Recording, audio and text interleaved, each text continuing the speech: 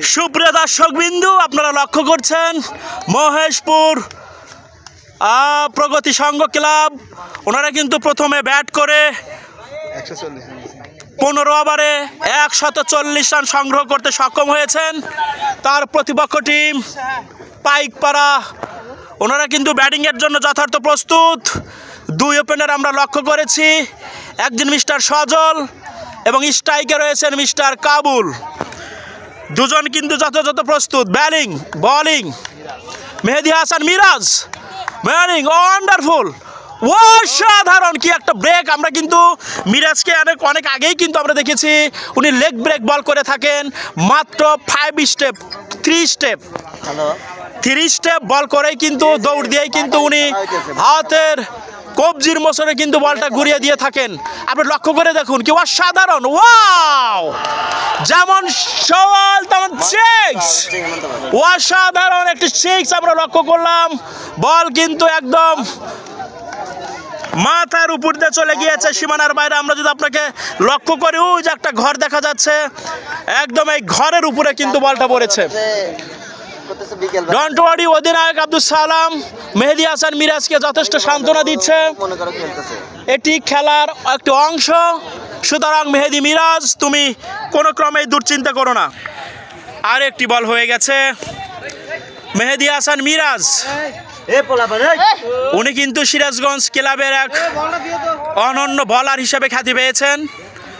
Bowling ছক্কা খাবে এটা খুবই স্বাভাবিক বিষয়। ডোন্ট ওয়ারি, গিয়েছিলেন বল কিন্তু ফুল টাচ ছিলেন, কিন্তু ব্যাটিং বড্ড ডিপ্রেশনের মধ্যে পড়ে হাঁকিয়েছিলেন। ব্যাট আর বল না হওয়ার কারণে কোনো রান নয়, তাই এ বল ড্রট। 3 বল একটি ছক্কার মাধ্যমে, ওভার বাউন্ডারির মাধ্যমে, অর্থাৎ পাইকপাড়া ওনারা কিন্তু সেকেন্ড ইনিংসে নেমে 141 রানের টার্গেটে নেমেছে। আবার বল হাঁকিয়েছেন, লেগ ব্রেক ছিল, পানির মধ্যে বল গিয়েছে আমরা দেখতে পাচ্ছি।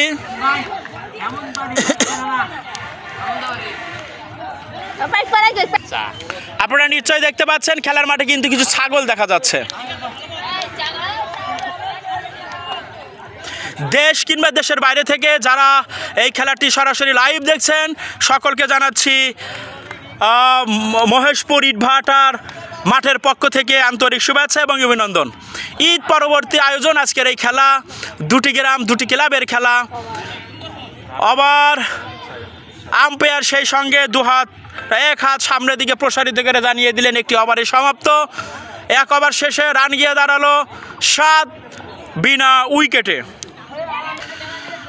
দলীয় অধিনায়ক আব্দুল সালাম উনি কিন্তু যথেষ্ট খেলার অভিজ্ঞতা রয়েছে, একদম মানে আন্ডার থেকে কিন্তু উনি খেলাধুলা করে আসছেন।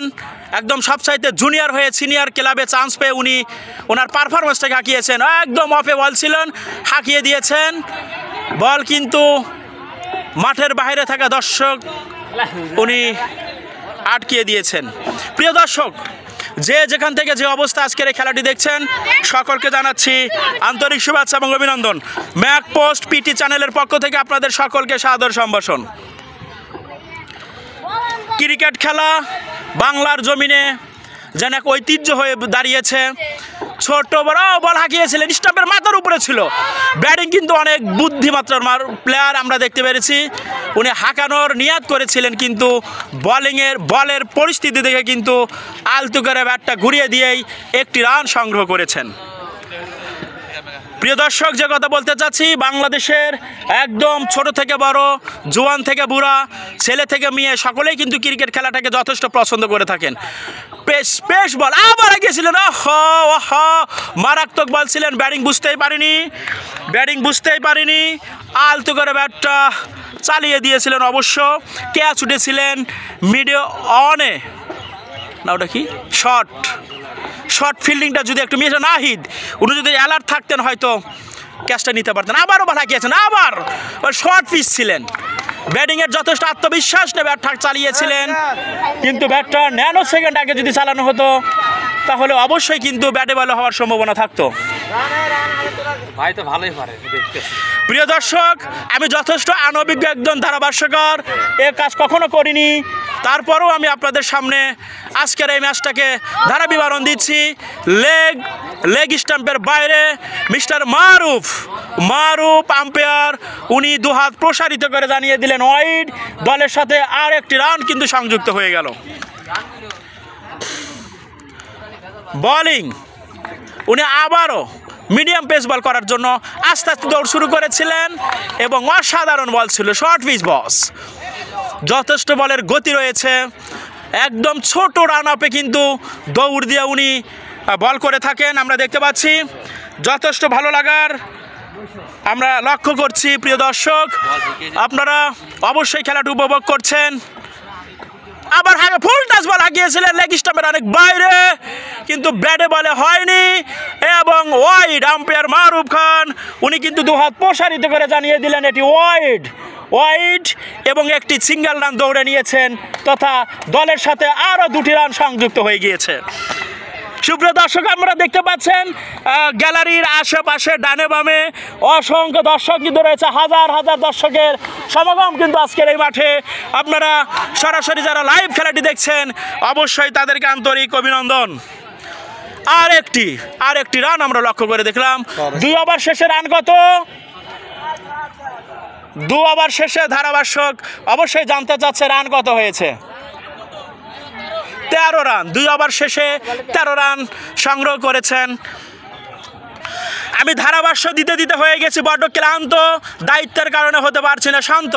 দলীয় অধিনায়ক আব্দুল সালাম কিন্তু আবারও মিরাজের হাতে বলটা তুলে দিয়েছেন, একটু অ্যাঙ্গেলে ব্রেক শট করেছেন, লেগ থেকে অফে বল ঢুকেছিলেন, আবারও হাগিয়েছেন এবং রান আউটের যথেষ্ট সম্ভাবনা রয়েছেন।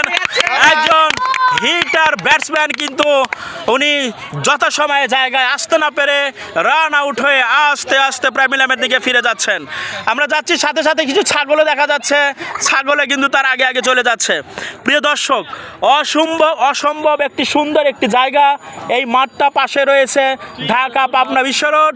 আমি যদি আপনাকে দেখাতে চাই, আপনি দেখতে পারবেন একদম পূর্ব পার্শ্বে রয়েছে বিশাল করতোয়া নদী।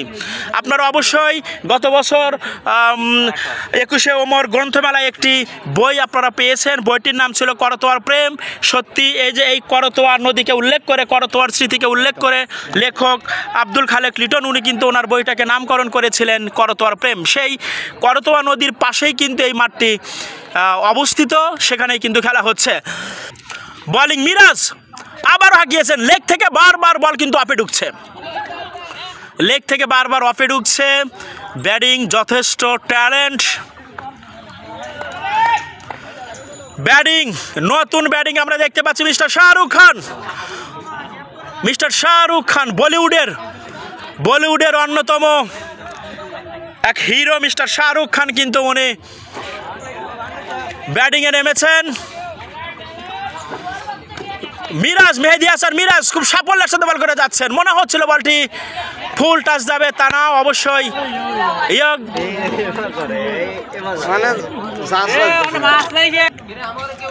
ধারাভাষ্য আমি দিচ্ছি, ঠিক আছে, কিন্তু আমার মাইক্রোফোন নেই। মেহেদী হাসান মিরাজ, ও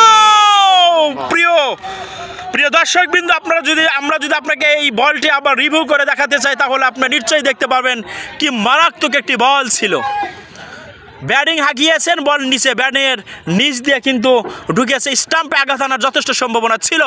আবার হাঁকিয়েছেন, লেগ ব্রেক ছিল, বল হাঁকিয়েছে, বল যে কোথায় উঠেছে, একেবারে বল চলে গিয়েছে সীমানার বাইরে।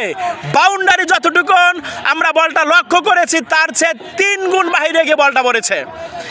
যদি ক্রিকেটের নিয়মে থাকতো বাউন্ডারি যতটুক তার চেয়ে ডাবল যদি বল যায় তাহলে ডাবল 6, তার চেয়ে 3 গুণ যদি বল বাইরে যায় তাহলে 3টা 6। তাহলে আমার মনে হচ্ছে ক্রিকেট বিশ্লেষকরা এই বাউন্ডারিকে কিন্তু একত্রে 3 বাউন্ডারি হিসেবে গণ্য করত।